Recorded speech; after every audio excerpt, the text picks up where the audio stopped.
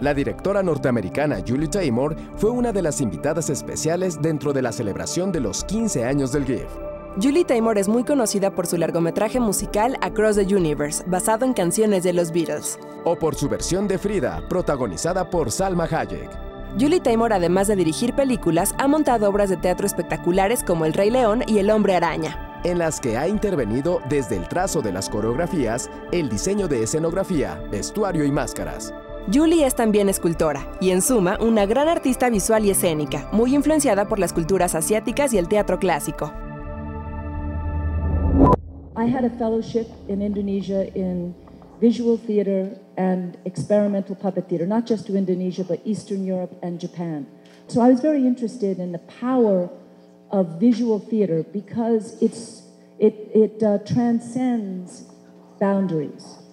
That theater without words, that has powerful imagery through music and imagery, it could be playing anywhere.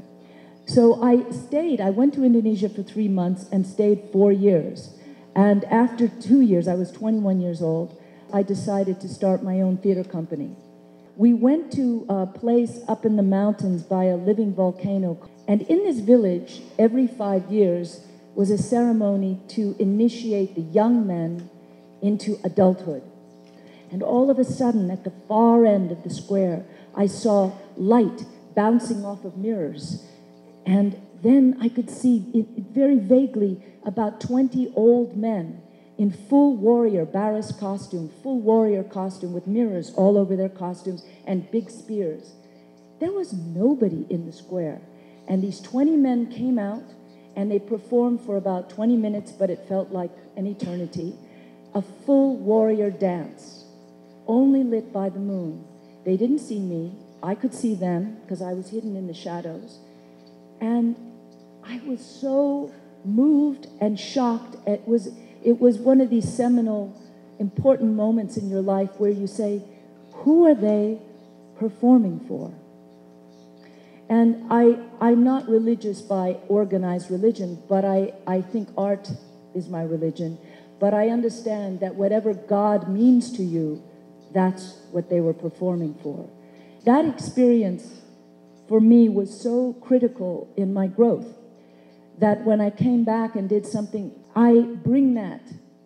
For instance, the costumes of the Lion King. The lionesses wear corsets, and they're made of beads and shells, but they're real. They're not plastic, they're not rubber. Probably 20 feet away in the audience, you wouldn't know the difference. But the actresses wearing them know the difference. And it's not that that's more expensive, it is more time-consuming, but I will tell you, the artists who created those corsets, the tailors and the seamstresses, and the artists who painted the cloth, their spirit went into that, into those pieces, and that comes on stage.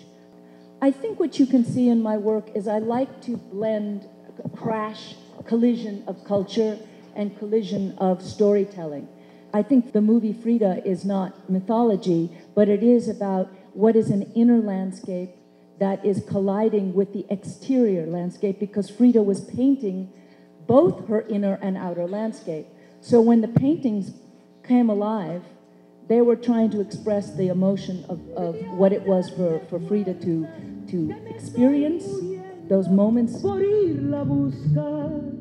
Her paintings are biographical. So as an artist, for me, it was easier to do her story.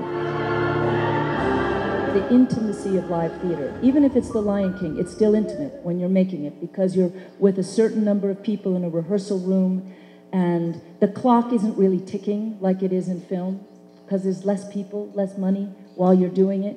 And it's very exciting to improvise with the actors and have that 6 to 8 weeks to develop it, and well, that's rehearsal. You develop it for 2 years before that. But I love that intimacy. But then when I do cinema, I love how to figure out the transitions. Many times people just cut from one scene to another, you just cut. But if you look at Titus, it's very, very interesting ways that we move from one scene to another. Many filmmakers do that, but it's things I cannot do in the theater.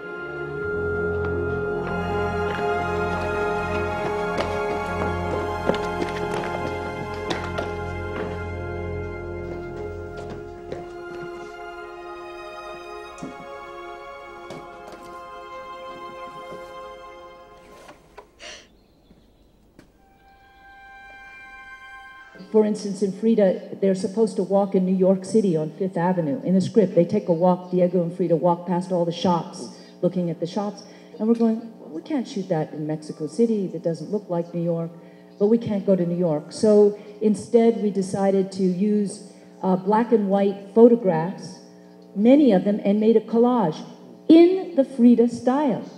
And that is a solution that is cinematic. I can't do that in the theater. I do it differently in the theater. And opera is a whole nother kettle of fish, because opera means big work.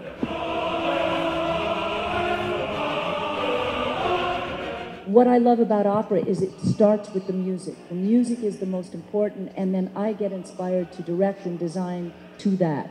And you get forces of scale. You know, it's very, very fun that way.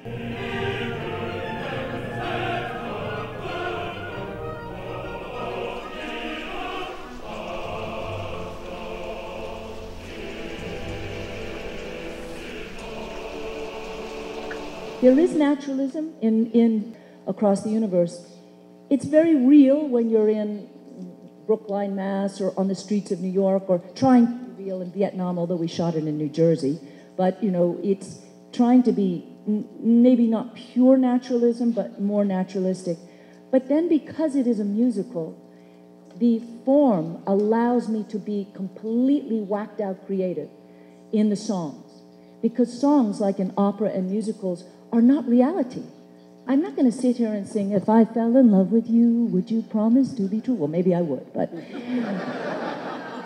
I think what it was so exciting about the opportunity to do the Beatles musical is that you have the ability to use all the technology, very low tech and high tech, to create the imagery for the songs, like Strawberry Fields or I Want You.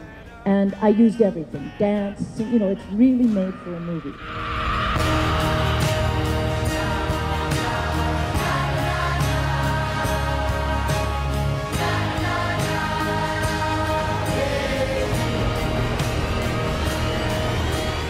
I don't care much for absolutely realistic theater.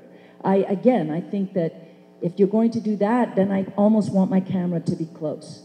Not that it doesn't work, I think there's room for everything, but I think the poetry of live theater, that it can be stylized, is why you would want to see it.